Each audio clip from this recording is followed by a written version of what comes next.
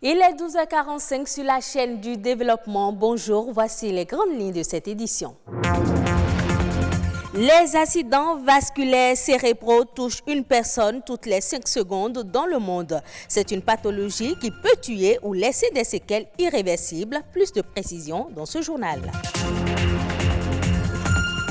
Le paradoxe de l'égalité des chances, on en parle avec ce concept qui voudrait que le statut social des individus ne dépende plus des caractéristiques ethniques, religieuses ou sociales, une vision qui peine encore à se réaliser. Autant il faut un permis de conduire pour les voitures, autant il en faut pour certaines motos à 2 ou 3 roues. Par ignorance ou mépris des dispositions légales, les motocyclistes n'y accordent aucune importance. L'accident vasculaire cérébral constitue la deuxième cause de décès chez l'adulte et la première cause de handicap acquis. Le 29 octobre de chaque année, cette pathologie est mise en avant à travers une journée mondiale. L'objectif principal est de sensibiliser le maximum de personnes à cette grande cause de santé publique. C'est une pathologie qui touche une personne toutes les 5 secondes dans le monde. René Kofi, Iliad Bokor. Elle survient de façon brusque chez ses victimes. L'accident vasculaire cérébral AVC est une maladie neurologique. Elle atteint le système nerveux central, dont le cerveau. Selon l'OMS, l'Organisation mondiale de la santé, les AVC sont à l'origine de 17 millions de décès annuels dans le monde. Le risque de dépasser le cap de 20 millions en 2020 est très élevé. Plusieurs facteurs favorisent la survenue de cette pathologie. Tous les facteurs qui augmentent la viscosité du sang, l'hypertension artérielle, le diabète, la dyslipidémie, donc tous les problèmes liés au cholestérol, l'excès de cholestérol dans le sang, les problèmes de tabac, donc le tabagisme. Il existe aussi ce qu'on appelle des facteurs précipitants. C'est pour ça que beaucoup de personnes ont dû observer une situation d'AVC à un de leurs proches au moment d'un accès de colère, au moment d'une contrariété ou même au découp d'une affection comme le paludisme, une infection et tout ça. Comme toutes les autres maladies, l'AVC présente des signes annonciateurs susceptibles d'alerter ses victimes. Le cas échéant, il faut immédiatement consulter un spécialiste. Vous êtes là en train d'échanger avec de vos amis et puis bon, il a des comportements que vous ne vous expliquez pas. Pour rattacher ça à la possibilité d'un AVC, 4 choses simples. Demandez-lui de sourire. S'il sourit et que la bouche est déviée d'un côté, vous pourriez même vous arrêter à ce niveau au lieu d'aller au 4. Alors il sourit très bien, mais vous lui demandez par exemple de prononcer une phrase simple, il s'embrouille. Pas normal. Vous pourriez continuer, ok, soulevez vos 2 mains, agitez, on va voir. Et il tente et puis ça tombe lourdement d'un côté. Ça suffit, là, parce que le temps c'est du cerveau, je me répète à envie. Vous le conduisez immédiatement à l'hôpital. Depuis longtemps, l'AVC est considéré comme la maladie des personnes âgées. Mais aujourd'hui, il n'est pas rare de constater des jeunes et même des enfants faire un AVC. Les causes de ce changement sont multiples. Il existe des enfants qui peuvent avoir une malformation artério-veineuse, une malformation congénitale au niveau des artères et du cerveau. Et là, il y a une rupture de ces artères et là, ça va donner une hémorragie cérébrale. Ou ça va être des enfants, par exemple, un enfant qui a une drépanocytose, par exemple, peut faire un AVC. Aussi, on voit des jeunes qui n'ont pas une activité physique régulière. On voit donc le surpoids, la malnutrition. Adopter des habitudes saines et une alimentation équilibrée serait bénéfique pour la santé et nous épargnerait de cette pathologie. On parle à présent de l'égalité des chances, cette vision de l'égalité qui cherche à faire en sorte que les individus disposent des mêmes chances, des mêmes opportunités de développement social, indépendamment de leur origine et leur sexe. Mais aujourd'hui, l'égalité des chances est un concept aveugle aux inégalités sociales. Comment s'entend l'égalité des chances entre femmes et hommes aujourd'hui et comment peut-on comprendre le paradoxe qui s'observe dans nos sociétés? Une jeune femme leader nous édifie.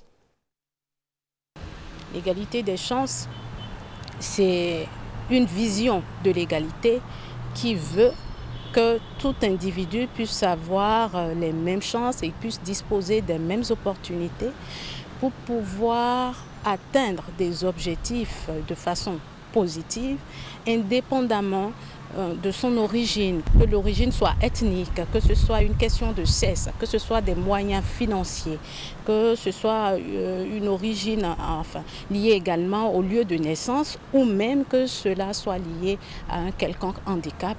On a besoin que cette personne ou cet individu ait un niveau un peu plus élevé. Maintenant, l'associer à l'homme et la femme, c'est comment faire pour que l'homme et la femme ensemble puissent se retrouver dans les mêmes prédispositions.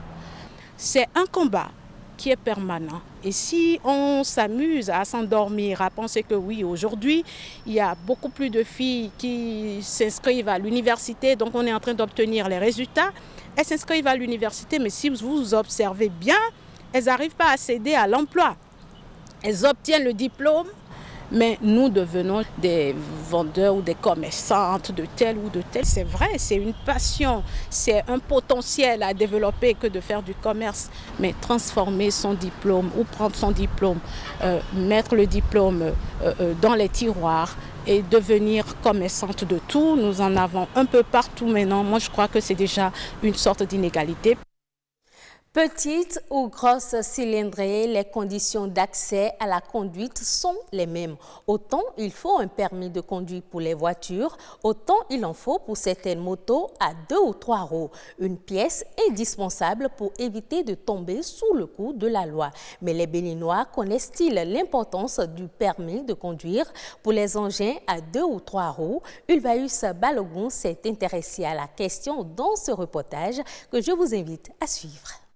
L'usage d'un engin à 2 roues ou d'un tricycle motorisé est soumis à une réglementation tout aussi particulière que celle des automobiles dans le cadre du Code de la route. Mais très peu de Béninois en sont conscients. Non,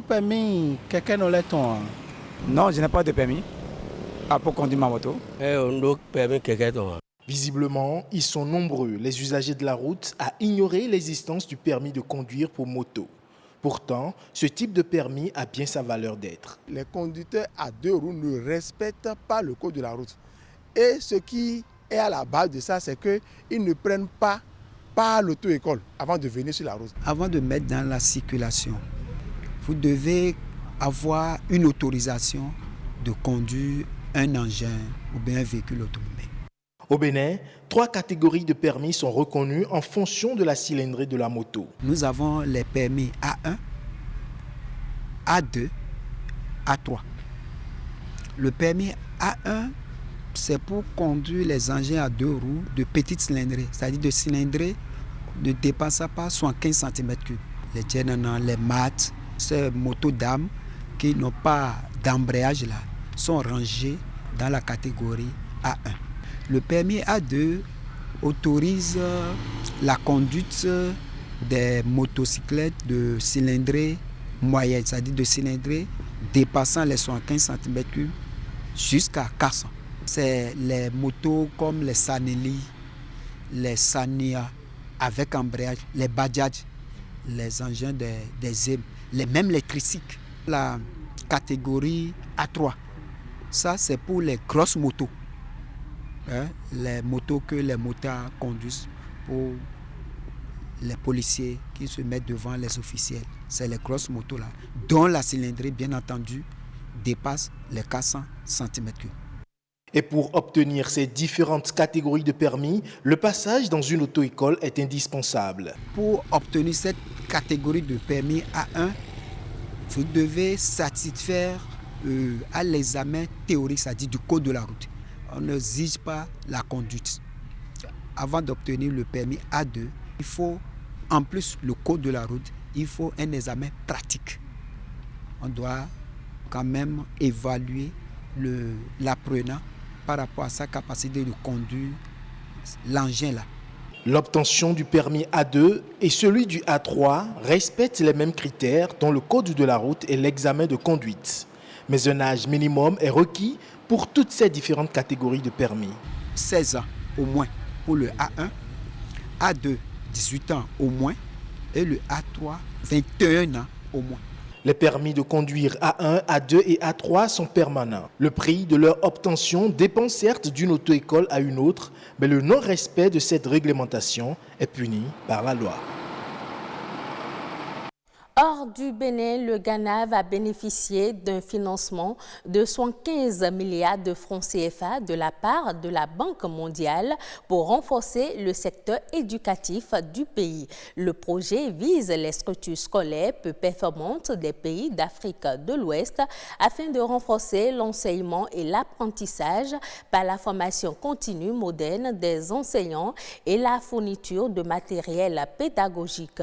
Le projet devrait bénéficier à plus de 2,3 millions d'enfants, dont 1,2 million de filles, ainsi qu'à plus de 70 000 enseignants et chefs d'établissement. Au Kenya, les conditions d'exportation d'avocats vers la Chine découragent les producteurs à cause des mesures phytosanitaires rigoureuses. Sur 100 entreprises exportatrices, une seule a pu répondre aux exigences fixées par l'Empire du Milieu. Pour le service d'inspection phytosanitaire du Kenya, les dispositions sont très peu contraignantes. Le ministère du Commerce a lancé récemment des discussions afin de permettre aux entreprises locales d'exporter les fruits frais, le temps de leur permettre de mettre sur pied les installations appropriées. Fin de ce journal, merci de l'avoir suivi.